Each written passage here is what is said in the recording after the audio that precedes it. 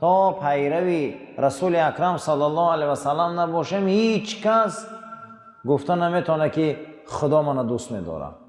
شرط انا همین بوده است که منو نغز میبینی، مرا دوست میداری، منو پیرو میشه، به خدا شما را دوست میداره.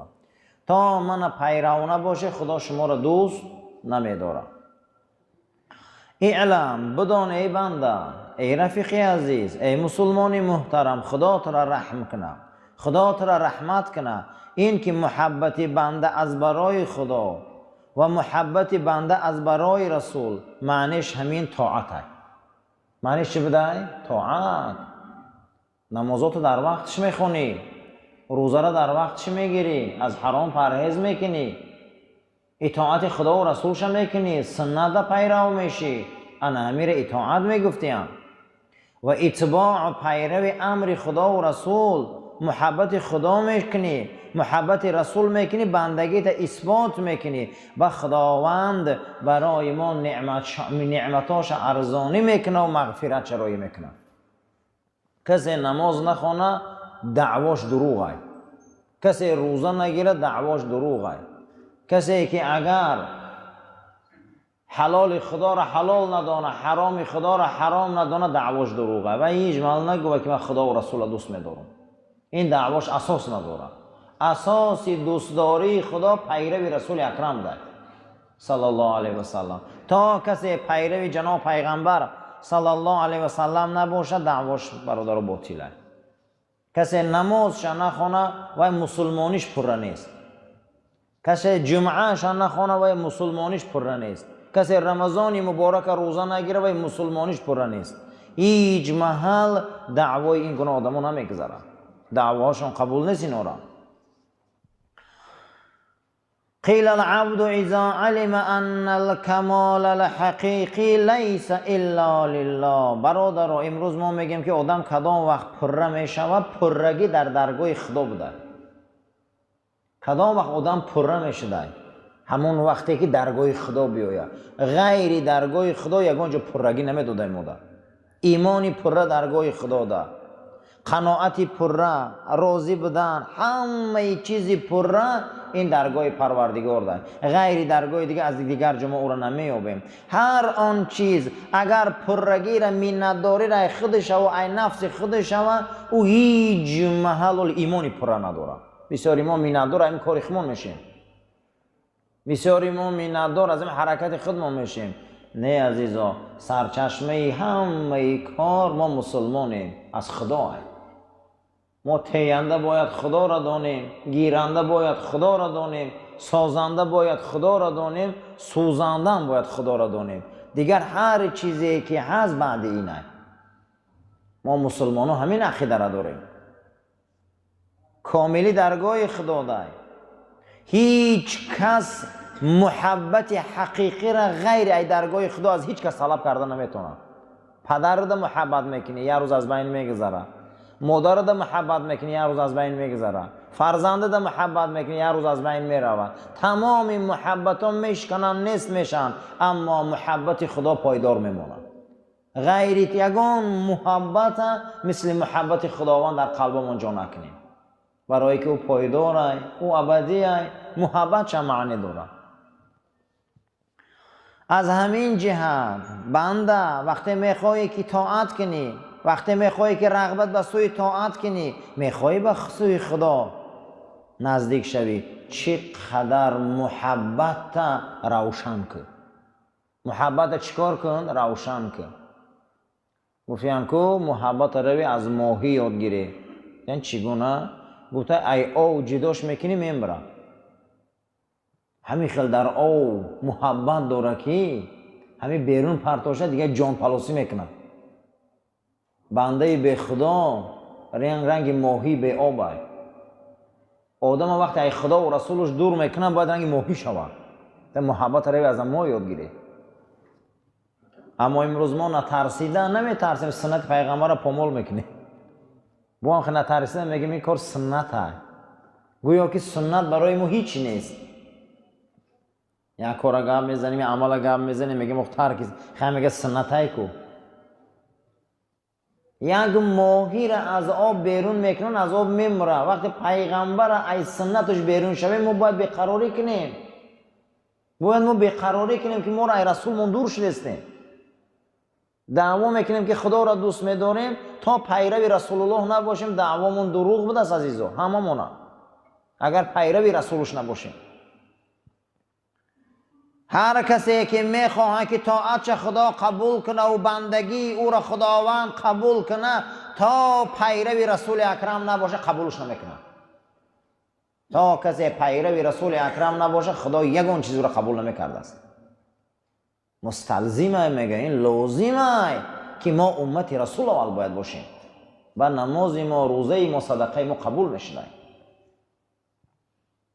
در عبادتامون باید رنگ رسول اکرم عبادت کنیم، در شیشتنامون باید رنگ جناب پیغمبر شینیم، در گپ زدنامون باید رنگ جناب پیغمبر گپ زنیم. تمام امور ما باید همین باشه. والحث علی طاعته. حتی که حضرت عبدالله ابن عمر رضی الله تعالی عنه در موسم حج میبینن حضرت میگه میومد، میگه در یک جا میگن کلش خم کرده میگذشت. بعد از اون میگفتن که عبدالله برای چی در اینجا میبیایی هیچ چیز کلت خم کرده میگذری؟ میگو در زمانایی که ما مدینه آمده بودیم در همینجا خرما بود، پیغمبر خدا میومد نوده های خرما کشال بود، به تگ همین نوده ها حضرت سرشان خم کرده میگذشتن و میگفتن که آخی حاضر خرما نیست که ما بریده پرت گفتن تازه آخی چی سرت خم میکنی؟ گو پیامبر همینجا دیدگی هم خیلی کردگه، همینجا میبیام نمیخواهم که خلاف رسول باشم. اما پیامبر همون وقت کردگی بود، میگه همون تمام مونده سرش خم کرده میگذشت با وجودی که خرما وجود نداشت. صحابه این گونه بود که سنت رعایت میکرد. طاعت، عبادت، همه کار مونده باید تشنه سنت رسول اکرم باشیم. از حضرت حسن بصری روایت بوده است که مردمان گفتند گپ زن ای حسن در عهد پیامبر.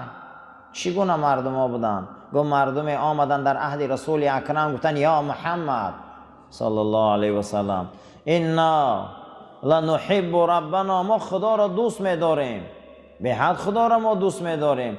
همین گپ گفتند که خداوند همین آیه مبارکه راضی کرد و نازل کرد این کنتم تحبون الله، مردم شما خدا را دوست می‌داره تا حبیبی من پیرو نباشه دوستاریتون دعوا ندارد. مردم آمدن که ما خدا را دوست می‌داریم، ما پروردگار را دوست می‌داریم. این کنتم تحبون الله، شما گفتید که ما خدا را دوست می‌داریم، بله فتبعونی من پیرو میشه. با خدا را شما دوست می‌داری، من پیرو نشوه دوستداریتون حالی دروغه. دوستداری خدا در پیروی رسول اکرم ده. از بشر حافی روایت بوده است که گفت دیدم پیغمبر در خوابم صلی الله علیه و سلم، جناب پیغمبر در خوابم دیدم. گفت یا بشر، ای بشر اتدری بما رفعک الله من بین اقرانک، میدونی بشر که کدام و خداوند را در جامعه آبرو میتیه؟ گفتم نه یا رسول الله. گفت یکم خدمت آدمای صالح کن، تمام برادرات نصیحتی در راه خدا کن، محبت کن فقط در تمام دوستات و پیروی اهل سنت من باش و پیروی اهل سنت من باش و پیروی سنت من باش. اگر انمین کار کنی خداوند تر در بین تمام جامعه سربلند میکنه. سربلندی در خدمت دوستای خدا بوده، سربلندی در نصیحتی به توفیقا بوده است، سربلندی در پیروی سنت رسول اکرم بوده صلی الله علیه و سلم. قال رسول صلی الله علیه و سلم، حدیث امام ترمذی حدیث روایت کرده است، پیغمبر خدا فرمودند من احیا سنتی فقد احبنی و من احبنی کان معی یوم القیامت فی الجنه. پیغمبر فرمودند کسی زنده میکند سنت منه او مرا دوست میداره، کسی من دوست میداره او همراه من روز قیامت در بهشت است. کسی که سنت رسول اکرم دوست میداشته او را زنده میکرده او رفیق رسول اکرم در بهشت میدیند. خشا به حال انسانایی که سنت زنده میکنند. خشا به حال انسان هایی که اندام هاشون رنگ اندام رسول اکرم میکنن. خشا به حال انسان هایی که محبتشان رنگ محبت صحابه میکنن نسبت رسول اکرم. و جاء فی الآثار المشهوره، در روایت های مشهوره آوردگی بود است که هر کسی که چنگ میزنه به سنت رسول اکرم صلی الله علیه و سلم، زمانی که دنیا فساد شدگی ای، مذهبی فراوان دنیا را گرفتگی ای، دنیا در یک تلاطفی و فساد رفته است، اما این سنت رسول اکرم زنده میکنه، با همین سنت قد از دنیا میگذره، له اجر 100 شهید، خداوند اجر 100 شهیدش میده. امروز سنت به حد از بین رفته است عزیزا. سنت راست کنیم. زمانی فساد آمد، زمانی اختلاف مذهب ها آمد. یکی از سنت این اتحاد است، یکی از سنت همبستگی است، یکی از سنت یکدیگر دوستداری است، یکی از سنت های رسول اکرم از پراکندگی دور گرفتن است، باید یک جای شدن است. کسی که اگر سنت پیغمبر زنده میکنه، کسی اگر سنت رسول الله صلی الله علیه و سلم اجرا میکنه در وقت فسادی امت، فسادی دنیا، رسوا شدن خلایق، همین سنت هم میقبیده، سنت های جناب پیغمبر زنده میکرده، با همین عمل اگر از دنیا گذره خداوند اجر 100 شهیدش میداده. در شریعت الاسلام روایت شده است و جناب پیغمبر گفتن هم امتی من بهشت میدره مگر کسی که خودش نخواهد. صحابه میگه که چگونه که اینها بهشت نمیخواستین؟ پیغمبر فرمود کسی من اطاعت کنه بهشت میدره، کسی من نافرمانی کنه خودش بهشت نخواسته.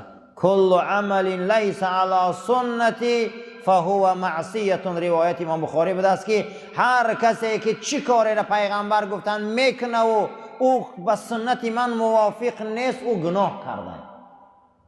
امروز هر یک کارمون باید طبق سنت رسول اکرم کنیم. تویداری مونه، زنگیری مونه، دختر شوتهی مونه، نبیره بیاری مونه، معرکه ها مونه، مراسم مونه، باید طبق سنت رسول اکرم کنیم. هر کسی که اگر به طبق سنت پیغمبر نمی کرده، امام بخاری را حدیث رقمی 8270 بود است که 7270 جلد دوم، کسی که سنت پیغمبر در عملش تغییر راست نمی کرده وای عملش معصیت بوده، وای گناه کرده است.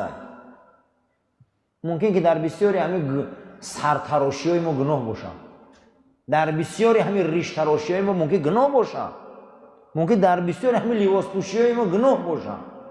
باید ما یک مراتبه سنت رسول اکرم بینیم. اخی سنت چی میگه؟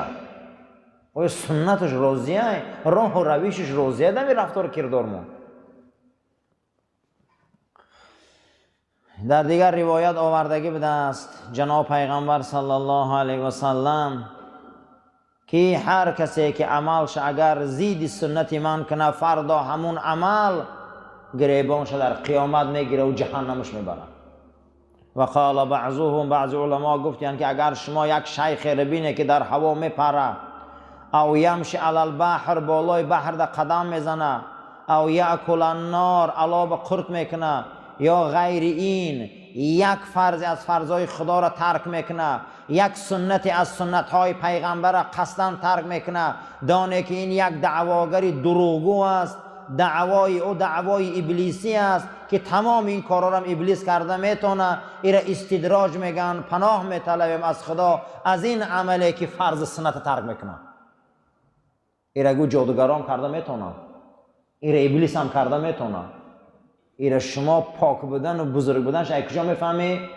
رعایه سنت رسول اکرم. از اگه سنت پیغمبر صلی الله علیه و سلم اگر اطاعت میکنه، پیرو میشوه، ما او را قبول داریم. اگر یک سنت ترک کنه، یک فرض ترک کنه، امام غزالی آورده است که اگر آسمان را پرواز کنه، بحر در رو، اگر علاب فرو بره، چی کاری کنه نکنه، گفته فرض و سنت رعایه نمیکنه، و دروغگوی نعوذ بالله، گفته و دروغگوی احتیاط باشه که حیف میشه. برای همین ما همون وقت عزت میابیم که پیروی سنت رسول اکرم باشیم. و قال جنید رحمت الله علیه اولیای خدا گفتیان ما وصل احد الی الله الا بالله. کسی میگه من به خدا نزدیک میشم، خدا را گوش کنه، خدا خودش نزدیکش میکنه. میخوای که به خدا نزدیک شوی، خدا را گوش کن. و سبیل الی وصول الی الله، میخوای که راه ریاوی که تو راست به منزل رسانه و تو را بر به خدا رسانه. این گفته متابعتی حضرت محمد مصطفی. کسی که اگر پیرو سنت رسول اکرم باشه و به خدا میرسه. کسی اگر پیرو سنت رسول اکرم نباشه عزیزا و هیچ مال مقصدش به خدا نمیرسه. او را دعواش دعوای بیزیبه. ما پیرو باشیم به سنت رسول الله صلی الله علیه و سلم. یکی از اولیاءهای خدا احمد حواری گفته است که کل عمل بغیر اتباع سنتی فباطل. هر کاری که پیروی سنت رسول اکرم نباشه و کار باطله و کار نه ثواب داره، برعکس گناه های. همچنانه که جناب پیغمبر گفته است که کسی که سنت من حیف میکنه، کسی که سنت من مسخره میکنه، کسی سنت من قد شوخی میکنه، شفاعت من برای وی حرامه. ما باید تاقیمانی هامون، ریشمانی هامون، لباس پوشی هامون، زنداریمون، خانداریمون همش طبق دستورات رسول اکرم باشه صلی الله علیه و سلم. هر کسی که میگه من بنده خداام و باید پیرو رسول اکرم باشه. کسی پیرو رسول الله نباشه دعواش دروغ بوده است. من هم باشم، کسی هم که باشه عزیزان. اللهم ربنا تقبل منا انك انت السميع العليم و تب علينا انك انت رؤوف الرحیم. پروردگار این روز برای ما مبارک گردان و ما را پیرو به سنت رسول اکرم صلی الله علیه و سلم کردن نصیب گردان و توفیق ده. ما را از آفت بلا کلفت نگهبان باش. پروردگار گذشته ها و عزیزای ما را قبراش پر نور و روحاشان شاد گردان و این جمعیت هم گذشته ها دارن. خدای گذشته هاشان قبراشان پر نور، روحاشان شاد گردان. چگونه که ما یک نان خیر دادیم به ارواح گذشته ها، پروردگار گذشته های بنده را و گذشته های شما را همشه در این روز مبارک رحمت قبراشان پر نور و روحاشان شاد گردان، برزخاشان آباد و اعمالای نیکشان و مونس قبرشان گردان برحمتک یا ارحم الراحمین. بعد نماز شام تمام شدن عزیزا گذری در اینجا یک نان صدقه داده گشته. همتون خیر در حق گذشته های بنده دعای خیر کنه و تمام گذشته ها در حقشان دعای خیر کنه. سلام علیکم و رحمت الله. کرم الله وجهه در بابت اخلاق حضرت فرموده بودند که یک روز فرا میرسد در میان مسلمان ها. حضرت هم تا نصیحت کرده بود هستیم که یک روز فرا میرسد در میان مسلمان ها که مسلمان ها این اسلامی که سرتاپا نعمت بزرگی های، این اسلام هم مانندی دو بلوجر نشان میتیم. یعنی دو بلوجر یعنی یک لباس جنگی بدست که همون پوستین می پوشیدی، درونش مثل خارهای مرغیلان داشته، بیرونش مثل خیرسی وحشی میتافتی. ای بیرون نگاهت میکردین میگفتین یگان خیرسی وحشی آمده است این پوستین قطعی. ای درون در داخل همون پوستین مثل خارهای مرغیلان از آهن بوده است که بدن تغم میداده. گوی یک روز میشه که مسلمان ها اسلام هم خیلی نشان میتین. ای بیرون میبینن شان رنگ غول بار اینا رو میخواد دهشت زده میترسن اسلام. ای درون یک اسلام دارن که نه مسلمانیشان معلومه نه خودشون غم داده است اسلامشون.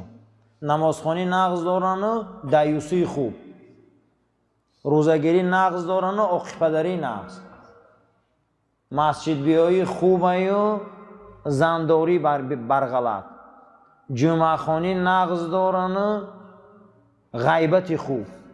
یگان تشه به یگان تش نبرده است که خفه نشه و گناه با همین گناه ها برابر دیم ثوابشون کشیده برده استیان. گو یک روز میشه که اسلامی بزرگ مسلمان هم خیلی نمایش میتیان. ای بیرون میبینیشون گو یک نوع اسلام دارن میترسه مردم. ای درون گو یک اسلامی هست که خشون غم داده است. باور کننده از بسیار یک دوره حساس است. همه این باز میگرده و سوی اخلاق تربیت. اخلاق تربیت بسیار در اسلام چیزی مهمه. به حد اخلاق و تربیت چیزی مهمه که اخلاق و تربیت ضعیف شده. یکی از بد اخلاقی که بزرگا در کتاباشون آوردگی بدن، ما گفتیم که این دنیا را دوست داریش در بحث همین بود که پیغمبر خدا صلی الله علیه و سلم فرموده بودند که سرچشمه و یا سربند تمام خطاگی‌ها دوست داری دنیا است. بعد از او با بحثای کلان کردیم که کدام دنیا را دوست داشتنش خطا است. صحابه حضور نبی کریم صلی الله علیه و سلم میبیایند، حضرت پیشنهاد میکنن صحابه که فرستاده خدا کار میکنم، زندگی ما میگذرونم، پدر من اون میتیم، مادر من اون میتیم، کودکام کلان میکنم، همسایه ما حرمت میکنم، دست یاری دراز میکنم، ای سر تو بگر تجارت میکنم، نمازام میخونم. همین دنیایی را که خطا میگن همین دنیا دا کرده هم چیکار کنم؟ همین دنیا هایی که حضرت در جواب گفتن که نه، اون چیزی که تو گفتی همش آخرت است. همش چی گفت؟ آخرت است. این چیزی که تو گفتی دنیا نیست. کدام دنیا؟ همون دنیایی که این همین کارا را همون محروم کنه. همین دنیا را دوست داشتنش حرام است. حتی که لقمان حکیم فرزندش وصیت میکنه که ای بچه حکم، ای نازنین دوست روی حکم، ای دنیا هر چیزی که برای تو احتیاجات خدا داده همون را اگر نبرداری فردا در جانت ظلم کردی. خدا داده اوخی دنیا را. حتی که در آیه مبارکه قرآن گفتیم که پرسیدن ابن عباس که انه لدار المتقین، در شأن این حولی برای پرهیزکارای خدا میگه چی گفتنی حضرت؟ گفت که این حولی پرهیزکارا نامش دنیا است. دنیا را حولی چی گفته بدین؟ قرآن پرهیزکارا. پرهیز در کجا میکنیم؟ تقوا را در کجا صاحب میشیم؟ این نماز جمعه را در کجا خوندستیم؟ نماز شما در کجا خوندستیم؟ در همین حولی دنیا است. گفت برای اهل تقوا دنیا یک حولی است.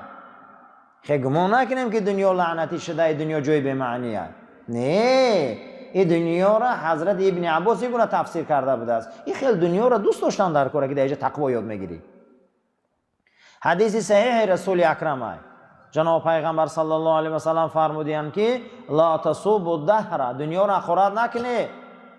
یک نام خدا دنیا است. یک نام خدا چی به دست گفت؟ دنیا است. بعضی هم مستفیدار خدا رحمت کنه که با دعا میکردن که فلک زنتا، همین نام فلک همین دنیا نام خدا بوده. یک تاش نامای خدا زیاده، فقط همون 99 تاش لفظ حدیث اومده نباشه. این خیلی گویم نام خدا زیاده، یک نامش دهر بوده دنیا. حقارت نکنه گوی دنیا را که نام خدا است. شما حقارت نکنید دنیا را. بسیار انسان‌های دنیا را بی‌وفا، دنیا را لعنتی، دنیا این خیلی دنیا نه و خیلی عزیزا. 7 چیز باشه دنیا لعنتی میشه و یکمش حسد است. همین دنیا دا اگر حسد باشه همین دنیا برای ما جهنم میتوه. همین دنیا دا ناامیدی باشه در دنیا اون جهنم میتوه. پیش حضرت عبدالله ابن عمر آمدن و گفتن که عبدالله فرزند عمر، این چیتا لباس خوشروای در تنه تو، این چیتا محسی های خوشروای در پای تو، موکی های خوشروای، این چیتا سله فسان های در سر تو، این چی دنیا داری؟ ای قدر در دنیا شما مهر داده، این داده اون داده. و حضرت میگه چهره همون مرد همین میگفت اگر نگاه میکرد گریباناش پوری چیرک، بدنش بدبو، لباساش خراشدگی و کندگی. و در جواب گفت تا این ریولوچه را زیدی من کردن، زیدی همون کمبغلی ریولوچه کنوخی، زیدی همون بی‌لباسی تا انقلاب کن، زیدی همون بدبویی تند انقلاب کن. تو چون میکنی من در چقدر شده؟ من چیزی هستم نیستم؟ گفت هیچ محل چارچوبه شریعت نبرآمدم، لیکن حالی ترا میبینم من بسیار وهم و در ترسم که من آینده هم در او برام خوب نیست، آخرت خوب هم نداری به این فعلات. بعضی انسان همینه سرشان نمیشوه میبینه عالم چخه میشه، دهنش تازه کردن نمیتونه. یا علما را گفته ایسا گپی اویا او تا او کار کردن دندونکو سفید که تا در یک عالم علما چخه شدن یا لباس نو خریده پوش. ابن عمر گفته است که تا زیدی من انقلاب کردن همون کمبغلی خود در انقلاب برای کمبغلی بیرون برویی. حتی پیش حضرت امام جعفر صادق میبیایند قسم میکنن که شما لباسای نو میخریم، مرکبات رو نمیبینیم، اسبات رو نمیبینیم، خوب دنیا رو دوست داشته، بعد تبسم میکنه. و حضرت که تو این گپا رو گفتن رفته برای خودت یک حجت خانه خوب انداز. تو این گپ گفتن نگو رو هم حولی تا گچکوری که دیوالات راست کن، یک سرای کن، یک باغ کن. تو چیکار داری در اسب ما تنهی من؟ ما چیزیم نباشه که ما نسل رسولیم. ای چورچوبه رسول گفتارش نبرآمدیم. و علما ماشین میگیره، خونه میکنه، در میکنه، ای چورچوبه شریعت بیرون نبرآمده باشه همش حلاله یوخی. ما باید زیدی کمبوتی خمون مبارزه بریم و زیدی کمبغلی ریولوسه کردن در کره. بدنا مونده فقیری ای، خونه مونده فقیری ای. در خونه ما خونه حلال نداریم، دیوالی حلال نداریم، باغی به معنی نداریم، پیش خونهمون حتی خشروگی نداره، پیش خونهمون هم یک درخت سبز نداره. میخیزیم در یک آدم بزرگی در چخه میشیم و زیدی او هم مبارزه بریم. او خیلی دنیا خلاص خریم. یک دنیای به معنی میسازیم برای خودمون، یا دنیای کمبغلی میسازیم. این دنیای کمبغلی را به جای مبارزه بریم خلاص کنیم، فرزندامون، خاندانمون یک چیزی نقض ببینن، این موندگی میخیزیم و در آدم بزرگی دیگه چقه میشیم. این میخیل دنیاداری ما در کار نیست که خودمون غوطه زدیم در درون یک دنیای به معنی، یک دنیای به معنی آدم دیگه چقه میشیم. چگونه که حضرت حافظ در دنیای نظمش میبیاره، در همین علم عروض میگن رنگ حافظ یگان انسان در علم عروض به یک وزن شعر نوشتگی نبوده است. یگان انسان با گفته است که کسی گر خطا یافت در نعت حافظ، کسی که اگر خطای یافت در نعت و نقد و در همه ایجادیات حافظ که در کم چخل در گوهر که 7 پشتش دیوانه بودو، او دیوانه گفته 7 پشت دیوانه، در نظم من شما خطاگی یافته نمیتونی. انسان ها میخیزن خطاگی یک بزرگ چقه میشوند، انسان ها میخیزن کاری یک بزرگ چقه میشوند. بین که گفته اگر کسی یافت در نظم من یک خطا، در همین سیاره گفته اولادش دیوانه و نفهمیده یولی منه. امروز میخیزیم ما مثل در رسول چقه میشیم. اکثریت انسان ها یک دنیای به معنی دارن. جناب پیغمبر را طعنه میزنن که 9 تا زن گرفته، فقط زنگیری اومده. طعنه ها میزنه ولی فقط زنگیری اومده. میگم اسلام دینی زنگیری هست. نه آخی پیغمبر ما زنای گرفتگان که زناشون ای خودشون 15 و 18 تا 22 سال کلام بود. کدام بودم زنی ای خودش 22 سال کلام میگیره؟ کنی یک بار ببینید در اوج شکوه، در اوج شکوه جوانی 25 سالگیش مادر مون میگیره که یک روایت 15 سال، یک روایت 18 سال رسول اکرم کلامه. خطیچه مادرمون که شوهری پیشترش فرزند داره.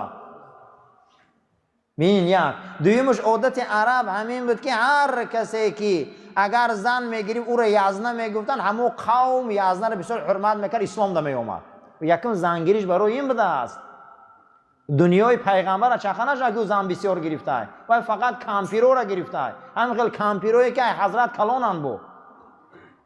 حتی عایشه مادرمون در همین طبقات ابن سعد میبیاره که پیش ای رسول اکرم صلی الله علیه و سلم با دیگر نفر خواستگاری شدگی بودن. پیش ای جناب پیغمبر حضرت مادرمون با یک از دیگر خواستگاری شدگی بودن که در همونجا با او خواستگاری شدن، اونها از عایشه دست کشیدن و پیغمبر اکرم اسخال روی کرد. خیلی گمون نکنیم که پیغمبر خدا یکی برای عایشه در دختریش اسخالی روی کردن. وای از اوگش به حضرت چکار کرد؟ روی کردن. این دنیای اون دنیا رو انی خیلی او فهمیدن. اما امروز مقصد دشمنان می نویسن اون پیامبر اومده فقط زن گرفته است. و نه آخی چوه این طرفش نمی نویسی، چوه این کامپیرگیریاش نمی نویسی، چوه این نازکیاش نمی نویسی، چوه پیش از پیغمبر عایشه در فوتیه دیگه آدم دایر نمیگی. در یک روایت دیگر آمده بوده که حضرت عثمان در وقت حضرت دخترش میتونه دنیا رو بینه، 2 تا دختر جناب پیغمبر سر میتیان. کی سر میتیان؟ بچه های ابولهب. پیغمبر خدا وقتی که پیغمبریشان اعلام شه جانب خدا دعوت میکنن، انا دنیاداری عثمان رو بینه. عثمان یاش جوان، عتبه و عتیبه بچه های ابولهب دخترای رسول اکرم سر میتیان. که سر ته میگه دختراش این دعوای پیامبری کرد، دینی ما را صفاحت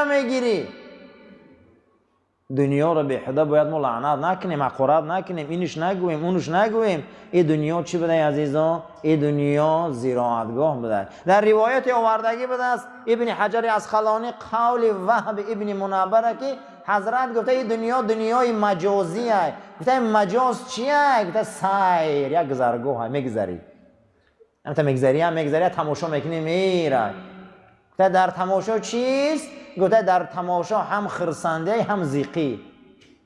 گفته باید ما دنیا را برای خودمون جای زیق خانه نسازیم، خرسند خانه سازیم.